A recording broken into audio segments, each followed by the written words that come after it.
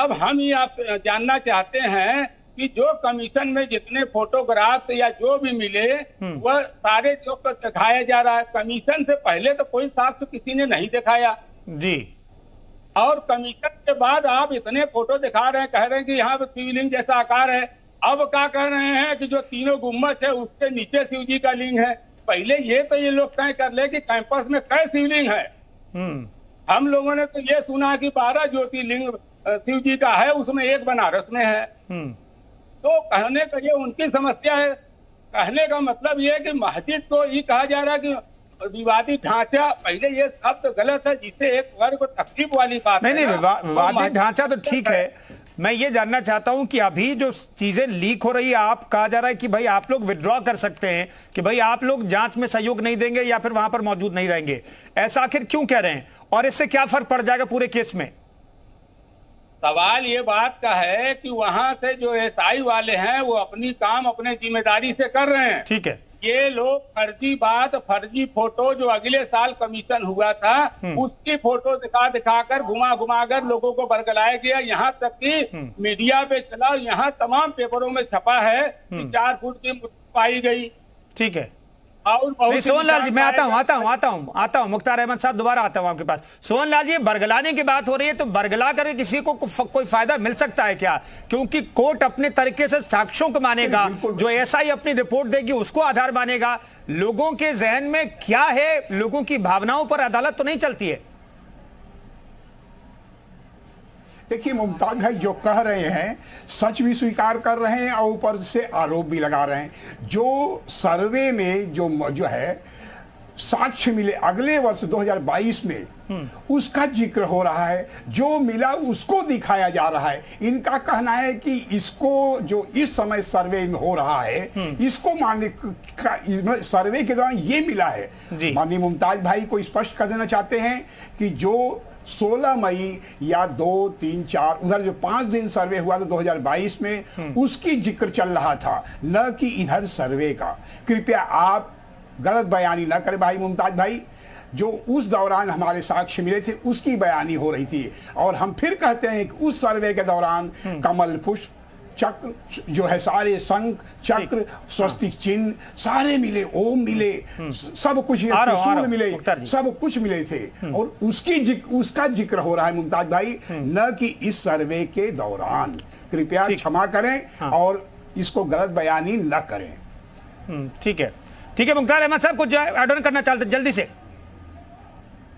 Sir मैं ये कहना चाह रहा हूँ कि जो ये कह रहे हैं कि शिकार भी कर रहे हैं, इसमें शिकारती की कोई बात है ही नहीं है। जो इन्होंने मीडिया के माध्यम से लोगों को दिखाया, जो 2000 में कमीशन हुई थी अभी तक वह टेबल पर पड़ा है न्यायालय में, आज तक वह कमीशन डिसाइड नहीं हुई। फिर ये लोग फोटो किस यहाँ पे दिखा रहे हैं, उस फोटो उस वीडियो का किसने प्रमाणित किया?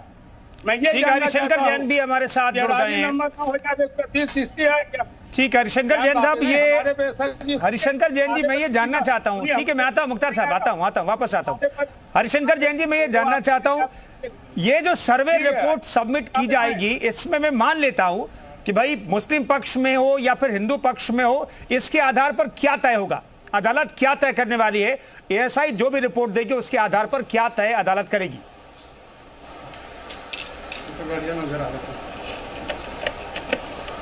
जी हरिशंकर जैन जी मैं जानना चाहता हूं अदालत को क्या तय करना है? इस एएसआई जो सर्वे चल रहा है उसके रिपोर्ट के आधार पर अदालत क्या तय करेगी?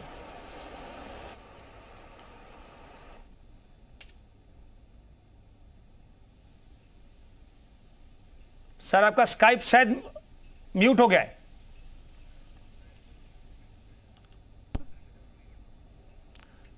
चलिए हरिशंकर जी जैन जी मैं आता हूं आपके पास। रवि भट्ट जी हमारे साथ मौजूद हैं, मैं आता हूं। क्या कर रहे हो यार? चलिए चलिए हरिशंकर जी जैन जी कहिए, आपकी आवाज आ रही, कहिए। ऐसा है, आपने बहुत सही सवाल पूछा है। एएसआई सर्वे के बाद ऑर्डर 626 रूल 10 के हिसाब से एएसआई रिपोर्ट कोर्ट में पेश करेगी। और मैं बतला दूं कि एएसआई रिपोर्ट फाइनल नहीं है जी। उस पर दोनों पक्ष जो भी चाहेंगे अपना ऑब्जेक्शन देना वो ऑब्जेक्शन दे सकते हैं जी। और ऑब्जेक्शन देने के बाद कोर्ट उस रिपोर्ट को कंफर्म करेगी या नहीं करेगी। और दोनों पक्षों को ये अधिकार होगा कि एसआई की रिपोर्ट में जो रिपोर्ट दाखिल करेगा उसको क्रॉस एग्जामिन कर सके जी। और उसके बाद कोर्ट अपना फैसला लेगी कि एसआई रिपोर्ट कितनी सही है कितनी गलत है, बाध्यकारी है कि नहीं है, मानी जाए या ना मानी जाए जी। ये बिल्कुल लीगल पोजीशन यही है।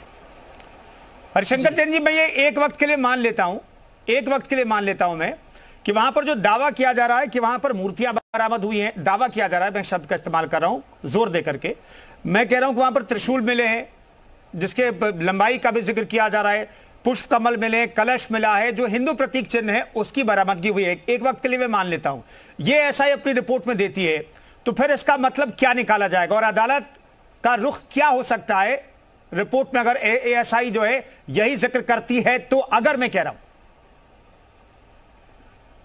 देखिए, केवल त्रिशूल मिलने से या किसी मूर्ति मिल जाने मात्र से कोई बहुत बड़ा फायदा नहीं होने जा रहा है। ठीक है, हमको रिपोर्ट जब तक ये नहीं आती कि जो पुराना ढांचा था वो कितना पुराना है, पश्चिमी दीवार कितनी पुरानी है, जो वहां पर लिखावट है, जो कमीशन रिपोर्ट में है, संस्कृत के श्लोक है, स्वास्तिक बना है, डमरू है, ये कितने पुराने हैं, तहखाने के नीचे की बनावट क्या है, उनकी एज क्या है, इन सारी बातों में रिपोर्ट आएगी। खाली एक त्रिशूल मिल जाने मात्र से या कोई मूर्ति मिल जाने से उससे कोई पक्ष को फायदा या किसी को नुकसान कुछ नहीं होने जा रहा है। ये बहुत ही प्राइमरी हल की बातें हैं, इसको तूल देने की जरूरत नहीं है। अभी तो आप रिपोर्ट आने दीजिए जी और सर्वे काम पढ़ने दीजिए, बहुत बड़ी बड़ी चीजें खुलासे होंगे। मैंने अपने दावे में लिखा है, अपनी एप्लीकेशन में लिखा है और इसीलिए सर्वे की एप्लीकेशन दी है कि जो छिपा तथ्य है वो जनता के सामने आ जाए। मुस्लिम पक्ष चाहता है कि सत्य ना ले पावे और हम सत्य को लाने पर उतारू हैं। हिंदू पक्ष का कहना ये है कि हमको अपने फेवर में फैसला चाहिए कानून के आधार पर, और हम कानून साबित करेंगे कि चीज हमारी है, ये मुसलमानों की नहीं है। ठीक है, ठीक है, तय बात है। ये छिपा सत्य क्या है मैं आपसे आगे भी समझने की कोशिश करूंगा हरिशंकर जैन जी, कि आखिर कौन से छिपे सत्य को आप उजागर करने का प्रयास कर रहे हैं, इस पर भी बातचीत करेंगे। लेकिन रवि भट्ट जी हमारे साथ इतिहासकार भी मौजूद हैं। रवि भट्ट साहब, आप तो पूरे इतिहास का जिक्र करते रहे इस डिबेट शो में, लेकिन मैं जानना चाहता हूं जिस साइंटिफिक सर्वे की बात हो रही है और जिस जीपीआर की बात हो रही है, आज तो यहां तक आ गया कि भाई जो मस्जिद है उसके चारों कोनों में जीपीआर की मशीनें लगाई जाएगी, उसके आधार पर साइंटिफिक तरीके से जांच पड़ताल होगी। मैं ये समझना चाहता हूं और जनता को आप समझाइए, जो दर्शक उन्हें समझाइए कि ये जो साइंटिफिक सर्वे हो रहा है उससे क्या स्टैब्लिश हो सकता है। क्या ये पता लग सकता है कि 1669 में वहां पर मस्जिद बनाई गई, 1669 से पहले क्या था, दीवारों की एज क्या पता चल सकती है, और जो स्वास्तिक और त्रिशूल के जो निशान है वो कब के हैं, उसका पत्थर कब का है, क्या पता चल सकता है सर्वे से? देखिए, यहाँ पर मैं आपकी बात का जवाब थोड़ा सा उस परिप्रेक्ष्य में दूंगा कि इसका ऐतिहासिक परिप्रेक्ष्य क्या है। ऐतिहासिक परिप्रेक्ष्य में जैसा कि बहुत बार लोग मैं कह चुका हूँ, कोई नई बात नहीं है कि मासे आलमगीरी के अंदर भी इसका जिक्र है कि इसको डिस्ट्रॉय किया गया था। सबसे पहली बार इसको डिस्ट्रॉय किया गया था 1191 के अंदर, जब फर्स्ट वॉर ऑफ तराइन थी, उसको मोहम्मद गोरी जीता था और हरा था, और उसके बाद में नेक्स्ट ईयर वो आया था 1192 के अंदर, तो उसने पृथ्वीराज चौहान को हरा दिया था कन्नौज के राजा की मदद से।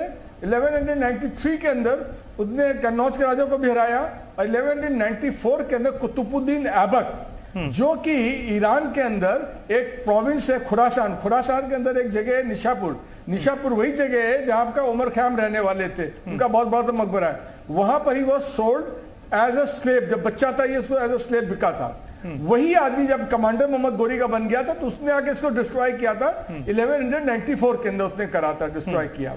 उसके बाद में उसको डिस्ट्रॉय करने के बाद में 1230 के अंदर जो एक गुजराती मर्चेंट था उसने इसको, उसकी बहुत आस्था थी, उसने इसको रिपेयर करा। लेकिन